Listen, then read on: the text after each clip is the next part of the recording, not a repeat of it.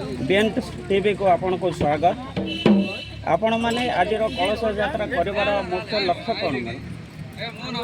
सबुठारु बड़ पर्व हूँ चैती पर्व आम फास्ट पाटा आमर कल्याणी सिंहपुर त्रिवेणी संगम नदी नागावली कल्याणी मिलन स्थल देवगिरी शैवपीठ आसवा पानी मिलन स्थल आम से गंगा माता पूजा कर कलश पानी यात्रा कर पवित्र जल को नहीं आम चैती मंडप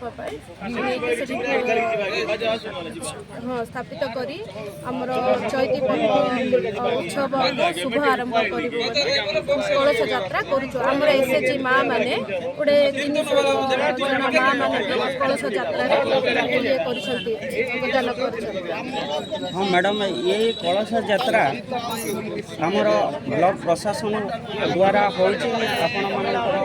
ये मिशन शक्ति द्वारा आमर ब्लॉक द्वारा ही होमर मिशन शक्ति को कौन माँ मानू नहीं कौन बोले फास्ट प्रिपेरेसन देते आमर कर्तव्य कलश यात्रा रे समस्ते भाग नेबू एवं से किपरि कलश यात्राटा ये हम।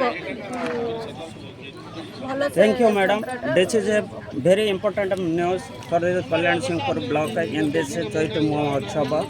There are this all the missions of the ladies are keeping for this Mahakalasa and going to this state for Chaitya Mahotsav. Thank you, madam. Thank you.